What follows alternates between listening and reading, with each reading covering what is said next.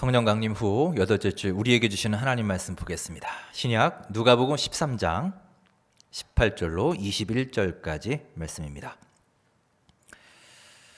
누가복음 13장 18절로 21절까지의 말씀입니다. 13장 18절로 21절 우리 한 목소리로 합독하시겠습니다. 그러므로 예수께서 이르시되 하나님의 나라가 무엇과 같을까? 내가 무엇으로 비교할까? 마치 사람이 자기 채소밭에 갖다 심은 겨자씨 하나에 같으니 자라 나무가 되어 공중의 새들이 그 가지에 깃들였느니라. 또 이르시되 내가 하나님의 나라를 무엇으로 비교할까? 마치 여자가 가루 서말 속에 갖다 넣어 전부 부풀게 한 누룩과 같으니라 하셨더라. 아멘. 하나님의 말씀입니다. 자, 여러분 반갑습니다. 지난 한 주간도 평안하셨습니까? 지난 한 주간도 코로나 확진자 증가와 함께 폭염으로 또 많은 사람들이 이중고를 겪고 있습니다. 어제 뉴스를 보니 어떤 사람이 너무 더워서 밤 12시 자정에 냉면을 시켜 먹으려고 핸드폰 배달 앱을 켰다고 하죠. 그러니까 저는 한밤중에 냉면을 시켜 먹는 것도 참 일반적이지 않다 생각을 했는데 놀라운 것은 그 앱을 실행을 시키면 예상 대기 시간이 나오지 않습니까? 대기 시간이 120분, 2시간이 나왔다고 합니다. 그러니까 주문하는 사람이 그 시간에 엄청나게 많았던 것이죠. 그만큼 날이 덥기도 하고 또 요즘 우리 삶의 스타일이 이렇게 바뀌어가고 있음을 보게 됩니다. 그러니까 그 시간에 냉면 배달시켜 먹는 사람이 그렇게 많아지게 된 거죠. 이번 수요일이 중복이고요. 또 그 다음 목요일이 한 해 중에 더위가 가장 심하다는 대서입니다. 오늘 내일 비 소식이 있다고는 하는데 그래도 이번 한 주 역시 폭염 속에서 버티고 싸워야 되는 또 그런 한 주가 되지 않을까 싶습니다. 자, 무더위와 질병의 이중고 속에서도 우리 주님 안에서 새 힘과 위로를 얻으시고 우리 일상에서 감사의 제목을 발견하시는 여러분과 저의 삶이 될 수 있기를 간절히 바랍니다. 자, 5개월 만에 우리 또 비대면 온라인 예배로 함께하게 되었습니다. 여러분 각자의 처소에서 우리 함께 예배하시는 분들과 서로 인사 나누겠습니다. 반갑습니다. 은혜의 시간 되시고요. 하나님의 은혜와 사랑 예배 가운데 가득히 넘치시길 바랍니다. 자, 오늘 누가복음 본문은 예수님의 두 가지 비유를 소개하고 있습니다. 예수님은 이 비유를 통해 즉 겨자씨와 누룩의 비유를 통해서 하나님 나라에 대해서 설명하십니다. 자, 먼저 겨자씨의 비유를 살펴봅니다. 겨자씨는 아주 작습니다. 이 조그마한 겨자씨가 자라서 후에 거기에 새들이 깃들일 정도로 커다란 나무로 자랄 것이다. 이것이 하나님의 나라다라고 말씀하시는 것입니다. 즉 예수님이 이 비유를 통해 말씀하시는 바는 하나님 나라는 이렇게 계속해서 성장한다라는 것을 보여주시기 위해서입니다. 자, 그러면 이 비유를 좀 더 자세히 살펴보겠습니다. 자, 그림을 먼저 보실까요? 여러분 겨자씨를 잘 아시는 분도 계시겠지만 한번 보십시오. 저렇게 작습니다. 저 손가락과 비교해 보면 더 크기를 짐작할 수 있죠. 우리나라에서는 아주 작은 것을 말할 때 흔히 눈곱만큼 작다라고 얘기를 하죠. 이스라엘에서는 겨자씨만큼 작다라고 얘기를 합니다. 저 정도로 작은 것입니다. 그런데 이 조그마한 겨자씨가 보통 약 1.2m 정도의 겨자나무로 자라는데요. 크게 자라면 3m까지도 자란다고 합니다. 자, 그 다음 그림을 보실까요? 네, 보십시오. 어마어마하게 커졌죠. 이게 하나님 나라라는 것입니다. 이렇게 하나님 나라는 처음에는 정말 미미합니다. 눈에 보이지 않을 정도로 작은 겨자씨 하나와 같지만 나중에 자라면 이토록 엄청나게 커져서 수많은 새들이 깃들일 정도의 크기가 된다라는 것입니다. 하나님 나라는 바로 이런 겨자씨와 같다라는 예수님의 말씀입니다. 여러분, 이처럼 우리 하나님 나라의 큰 특징은 바로 성장에 있습니다. 이 땅에 처음 심겨진 하나님의 나라는 참으로 미미했습니다. 팔레스틴 그 조그만 땅덩이에 예수님을 따르는 무리는 12제자에 불과했지요. 그런데 그 12명이 후에 120명이 되고요. 사도행전에 보시면 무려 3,000명이 하루에 회심합니다. 나아가 주의 복음이 소아시아 전체로 확산이 되고 온 유럽으로 아프리카로 널리 전파되었습니다. 그래서 지금 현재 전 세계 인구의 약 3분의 1, 33%라고 하는데요. 약 23억 명의 사람들이 예수님을 구주로 믿고 있습니다. 정말 놀라운 변화요 성장 아닌가요? 물론 여러분, 숫자가 다는 아닙니다. 수가 많다고 무조건 좋은 것은 아니지만 그 처음에 미약했던 상태를 한번 생각해 보십시오.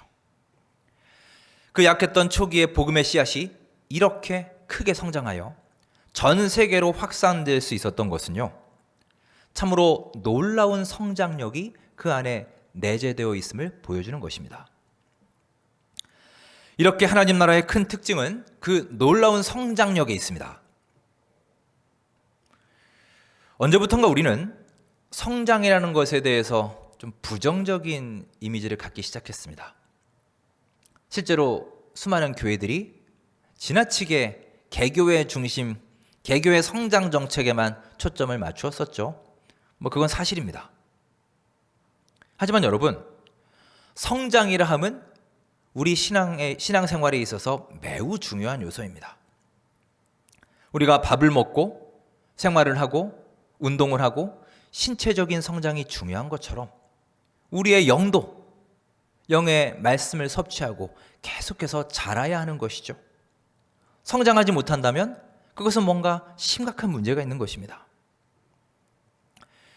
오늘 예수님의 말씀처럼 이 땅의 교회들과 기독교는 계속해서 성장했습니다. 겨자씨처럼 미미한 씨앗이 커다란 나무를 이루게 되었습니다. 수많은 핍박과 고난의 시기도 있었지만 그럼에도 하나님 나라는 이렇게 계속해서 성장해 온 것입니다. 여러분, 우리가 그런 하나님 나라의 가족이며 일원이 된 것에 감사하시기 바랍니다. 그 하나님 나라가 여러분과 저의 삶 속에 또 우리 마음속에 심겨져 있기를 간절히 바랍니다. 그래서 우리 역시 그 하나님 나라의 특징을 닮아서 우리 교회도, 여러분의 각 가정도, 여러분 개인도 계속해서 자라나고 성장하는 은혜와 축복이 있기를 주님의 이름으로 축원합니다. 자, 그러면 이 작은 겨자씨 하나가 어떻게 커다란 나무로 성장하게 될까요? 거기에는 몇 가지 중요한 핵심 사항이 있습니다. 우리 그것들을 살펴보겠습니다. 자, 첫 번째 핵심은 바로 생명입니다. 생명. 작은 겨자씨가 커다란 나무로 자라는 가장 중요한 이유는 바로 그 생명에 있습니다. 여러분, 아무리 작은 것이라 할지라도 그 속에 생명이 있기에 자랄 수 있는 것이고, 아무리 큰 것이라 할지라도 그 안에 생명이 있으면 백날 심어봐야 절대로 자랄 수 없는 것입니다. 가령 여러분, 우리 돈이 귀하다고 하는데 여러분 5만 원권 다발을 여러분 땅속에 마당에다가 묻어보십시오. 심어보십시오. 그것이 자랍니까? 결코 그렇지 않죠. 여러분, 하나님 나라는 왜 성장하나요? 그 안에 생명이 있기 때문입니다. 참으로 우리 하나님 나라는 살아계신 하나님이 역사하시는 나라인 줄 믿습니다. 유명한 스탠리 존스 선교사님의 일화가 있죠. 하루는 이슬람교도 한 사람이 선교사님께 와서 이렇게 말합니다. 우리 메디나에 가면 관이 있는데 그 안에는 마호메트의 시신이 있어. 그가 이 세상에 살았던 역사적 인물이라는 것을 알려주고 있어. 하지만 당신네 기독교는 예루살렘에 가더라도 그냥 텅 빈 무덤밖에 없지 않소. 빈정거리면서 이렇게 말했습니다. 그러자 스탠리 존스 선교사님이 이렇게 말을 했죠. 바로 그것이 우리 기독교가 이슬람교와 다른 점이요.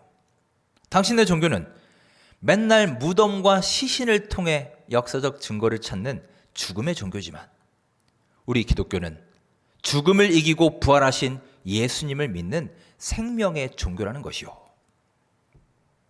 여러분, 이렇게 우리 기독교는 생명의 종교이며 우리 하나님 나라는 살아계신 하나님께서 역사하시는 생명의 나라인 줄 믿습니다. 자, 교회가 어떻게 영적 성장을 이루느냐? 교회가 어떻게 튼튼하고 견실한 신앙을 가질 수 있느냐? 바로 그 속에 생명이 있어야 한다는 것을 기억하시기 바랍니다. 자, 성장의 두 번째 핵심 요소는 바로 심는 것에 있습니다. 그리고 뿌리 내리는 것이 있습니다. 심고 뿌리 내려야 합니다. 아무리 그 씨 안에 생명력이 있어도요, 그것이 자라나는 데에는 한 가지 전제 조건이 있죠. 바로 심겨야 한다는 것입니다. 일단 씨앗이 심겨서 그 뿌리를 내려야 자라서 나무가 될 수 있는 것이죠. 너무나 당연한 말입니다. 아무리 그 속에 왕성한 생명력이 있다 할지라도 그 씨앗이 심기지 않고 뿌리 내리지 않는 한 절대로 그것은 나무가 될 수도 없고 성장할 수도 없는 것입니다. 즉, 조그마한 겨자씨가 커다란 나무로 자라서 새들이 깃들일 정도의 규모가 될 수 있는 이유는 바로 씨앗이 심겨 뿌리를 내렸기 때문입니다. 여러분, 이렇게 하나님 나라는 반드시 심기고 뿌리 내리는 과정이 필요합니다. 지금도 복음이 전해지는 곳마다 다 곧바로 성장하는 게 아니지 않습니까? 그 복음의 씨앗이 심겨지는 시간, 그리고 그것이 뿌리 내리는 시간과 그 과정이 필요한 거예요. 그렇게 되도록 열심히 기도하고 땀 흘리고 수고하는 그런 손길들, 그리고 그런 과정들이 반드시 요구되는 것입니다. 그래야 위로 쑥쑥 자랄 수 있는 것입니다. 우리 교회도 그렇지 않습니까? 우리 원천교회가 어느 날 갑자기 지금의 모습이 된 게 아니지 않습니까? 50년 전에 첫 예배를 드릴 때, 또 창립이 되고 당회가 조직되고 지금의 건물로 이전하여 많은 교인들의 기도와 눈물과 수고가 있었고요. 그렇게 믿음의 씨앗이 심겨지고 조금씩 신앙의 뿌리를 내리는 과정이 있었기에 오늘의 모습으로 자라고 성장할 수 있었던 것입니다. 우리 개인도 마찬가지입니다. 여러분, 우리 한 명 한 명 각자가 어떻게 해야 성장할 수 있을까요? 우리 믿음이 어떻게 자랄 수 있을까요? 마찬가지입니다. 똑같은 원리입니다. 심겨야 하고 뿌리 내려야 합니다. 여러분, 세상에서 가장 허망하면서도 위험한 것이 뭔지 아십니까? 깊이는 없이 높이만 올라가는 것입니다. 높이는 눈에 보이는 것이죠. 하지만 깊이는 땅 속에 있으니 잘 보이지 않습니다. 높이가 높으면 우리는 겉으로 멋져 보이고 화려해 보입니다. 하지만 충분한 깊이가 동반되지 않은 높이라면 여러분, 그것만큼 불안한 것이 없어요. 조그마한 자극에도 휘청휘청할 것입니다. 자, 그림을 하나 보실까요? 저 나무를 보십시오. 꽤 커다란 나무인데도 그냥 쓰러져 버렸습니다. 왜냐? 뿌리가 약하기 때문이에요. 뿌리가 깊이 내리지 못했기 때문입니다. 여러분, 이렇게 깊이 없는 높이는 대단히 위험하고 불안한 것입니다. 우리도 저렇게 믿음의 뿌리를 깊이 내리지 않으면요, 환란의 바람이 한번 휙 불면 언제라도 힘없이 맥없이 쓰러질 수 있는 것입니다. 교회도 그렇고 가정도 그렇고 우리 개개인도 다 마찬가지입니다. 요즘 코로나 확진자가 다시 늘면서 외출도 힘들고 사람 만나는 것도 많은 제약이 있죠. 참 답답한 하루하루를 보내고 있습니다. 하지만 여러분, 이것은 어찌 보면 하나님과 나와의 1대1의 교제의 기회가 늘어난 것도 사실입니다. 그런 의미가 또한 우리에게 주어져 있습니다. 사랑하는 여러분, 하나님과의 이 친밀한 소통과 교제의 기회를 소중히 여길 수 있기 바랍니다.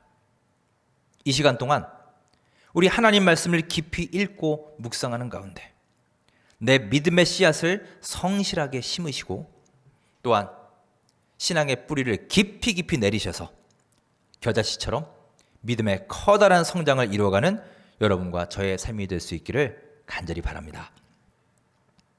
자, 그러면 이제 성장의 결과를 한번 살펴보겠습니다. 자, 우리가 이렇게 성장을 했습니다. 성장하면 어떻게 된다고 했나요? 자, 본문 19절 말씀을 함께 읽으며 살펴보겠습니다. 19절입니다. 시작. 마치 사람이 자기 채소밭에 갖다 심은 겨자씨 하나 같으니 자라 나무가 되어 공중의 새들이 그 가지에 깃들였느니라. 아멘. 우리의 믿음이 자라서 이렇게 장성한 분량으로 성장하게 되면 그 결과 예상치 못한 놀라운 영향력을 발휘하게 될 것이다 라는 말씀입니다. 자, 어떤 일이 벌어지느냐? 그 가지와 그 그늘에 많은 새들이 와서 평안함을 얻고 안식처로 삼을 것이다 라고 했습니다. 여러분과 제가 우리의 미약했던 신앙이 그런 영향력 있는 존재로 성장할 수 있을 것이다 라는 축복의 말씀이에요.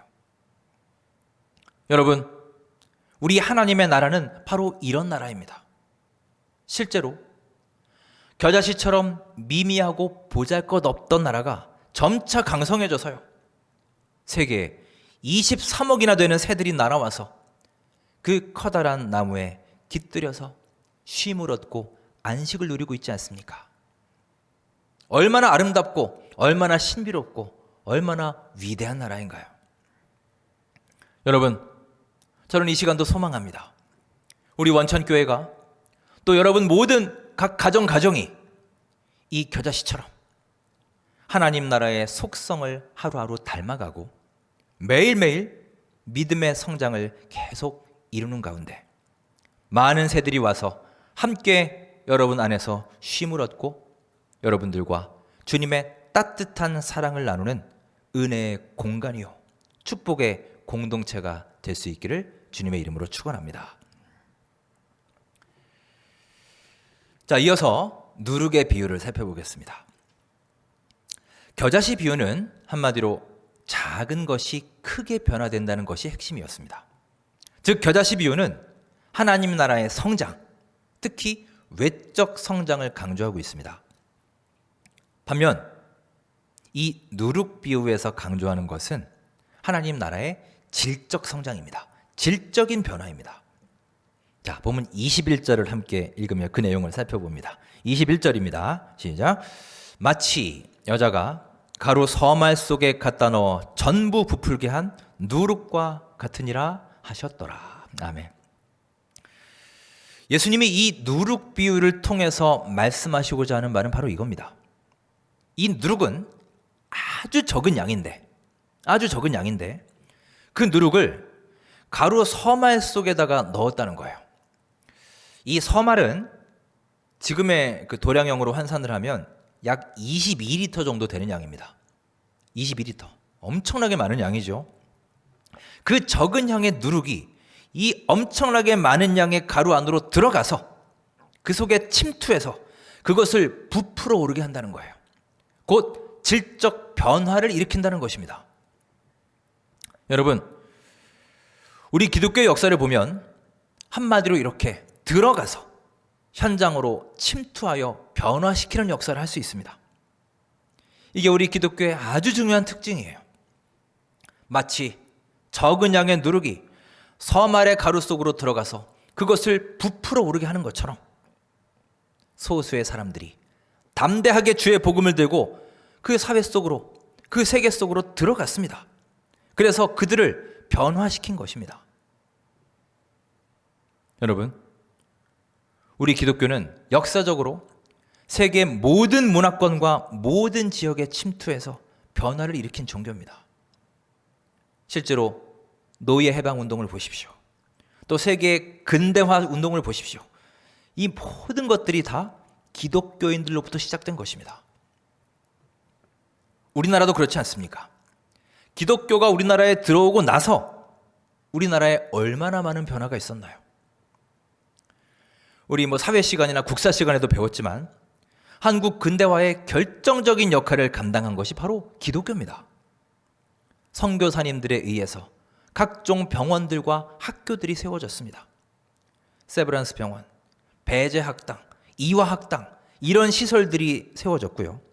이를 통해서 근대 교육이 이루어진 것입니다. 여러분, 우리 하나님의 나라는 바로 이러한 힘을 가진 나라입니다.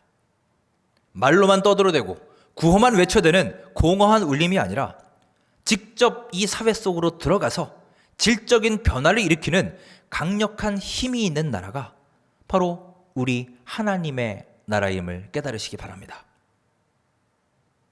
이처럼 하나님 나라는 외적으로 성장하는 나라일 뿐만이 아니라 누룩처럼 질적으로 변화시키는 나라입니다.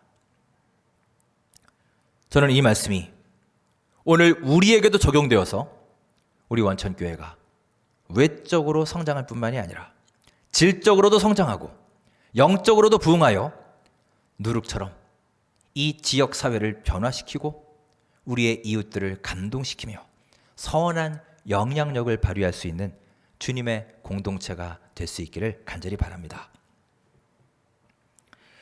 자, 이렇게 하나님 나라는 겨자씨와도 같고 누룩과도 같은데요. 여기서 우리가 주목할 것이 있습니다. 자, 물론 자라게 하시는 분은 하나님이십니다. 변화시키시는 분도 당연히 하나님이십니다. 하나님이 하시는 일이 물론 절대적이지만 그럼에도 우리 사람이 해야 할 일, 내가 감당해야 될 역할이 반드시 우리에게 있다는 것입니다. 여러분, 이것을 절대 놓쳐서는 안 됩니다. 자, 본문 19절을 보시면 한 사람이 겨자씨 하나를 자기 채소밭에다가 갖다 심었다고 했어요. 겨자씨 안에 들어있는 생명은 당연히 하나님이 주셨죠. 또한 그 씨앗을 자라게 하시는 분도 오직 하나님이십니다. 하지만 여러분, 그 겨자씨를 가져다가 심은 것은 누구입니까? 사람이 심었습니다. 정확히 말하면 영어 성경에 a man, 한 남자가 심었습니다. 21절에 보시면 누룩에 대한 말을 하며 그 누룩을 넣은 주체를 여자가 라고 기록합니다. 영어 성경에도 a woman, 한 여자가 라고 기록합니다. 자, 이해를 돕기 위해서 우리 21절 말씀을 새번역 성경으로 함께 보겠습니다. 화면을 보시고 자, 이렇게 번역합니다. 같이 한번 읽어볼까요? 시작. 그것은 누룩과 같다. 어떤 여자가 그것을 가져다가 가루 서말 속에 섞어 넣었더니 마침내 온통 부풀어 올랐다. 아멘. 어떤 여자가 라고 했습니다. 어떤 여자가. 그리고 영어 성경에는 그 다음에 took and mixed 라고 합니다. 갖고 와서 섞었다는 거예요. 즉 단지 누룩을 넣기만 한 게 아니라 그것이 가루 서말 속에 골고루 잘 섞이도록 계속해서 노력한 거예요. 거기까지 그 갖고 오고 수고한 노력까지 누가 했습니까? 바로 그 여인이 한 겁니다. 자, 정리합니다. 누룩이 가루를 부풀게 하는 것, 그것을 변화시키는 것은 하나님의 능력이지만 이 누룩을 가지고 와서 그 안에 넣고 섞은 것은 사람이 한 일이라는 사실입니다. 여러분, 여기서 우리는 또 하나의 중요한 교훈을 얻습니다. 이렇게 하나님 나라에는 누구든지 역할이 있고 누구든지 쓰임받을 수 있다는 사실입니다. 만일 이 남자가 겨자씨를 심지 않았다면, 만일 이 여인이 누룩을 갖다가 넣지 않았다면 이러한 놀라운 성장과 변화 또한 없었을 것입니다. 여러분, 하나님 나라의 생명은 오직 하나님이 주십니다. 하나님만이 그것을 자라게 하십니다. 하지만 우리 사람이 해야 할 일도 있습니다. 우리 삶에는 여러분과 제가 해야 할 일이 반드시 있어요. 오병이어 사건을 보십시오. 5천 명이 먹고도 남는 기적 사건은 당연히 예수님이 하셨지만, 하나님의 능력으로 이루어졌지만 그 전에 순종하는 마음으로 자기의 그 적은 음식 오병이어를 들고 간 어린아이가 있었지 않습니까? 중풍병자를 일으켜 걷게 하신 것은 당연히 하나님의 능력입니다.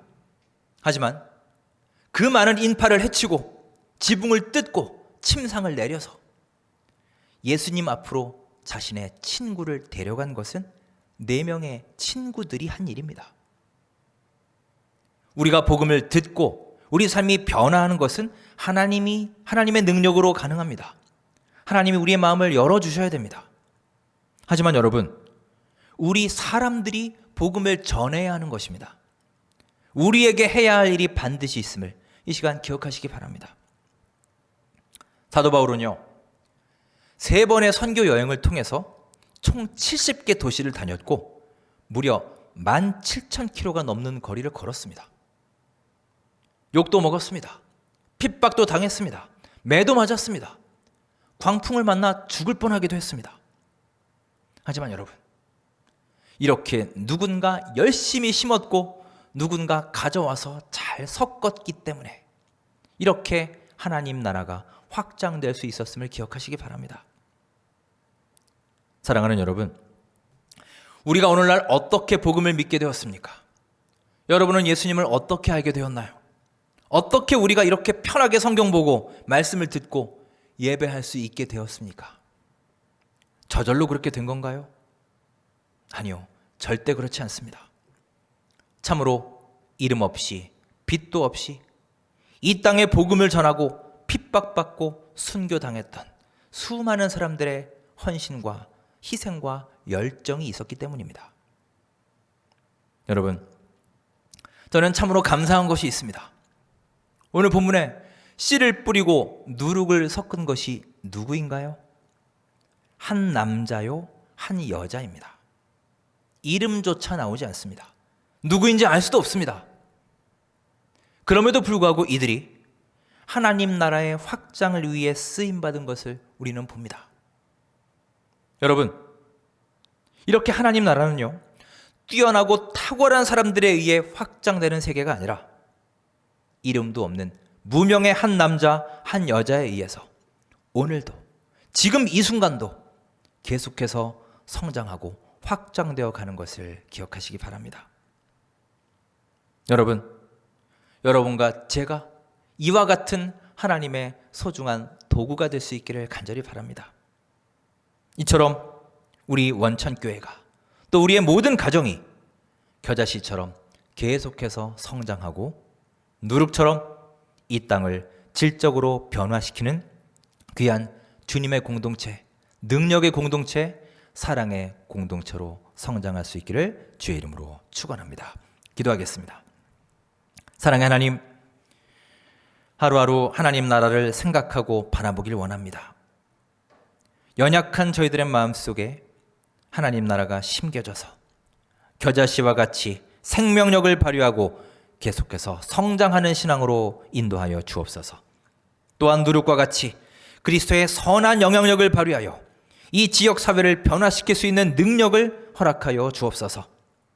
또한 이름 없는 한 남자, 한 여자를 들어서 하나님 나라를 확장하는 도구로 쓰신 것처럼 오늘도 우리에게 주어진 역할을 충실히 감당하는 사명감 넘치는 주님의 아들, 딸로 세워 주시옵소서. 예수님의 이름으로 감사하며 기도드립니다. 아멘.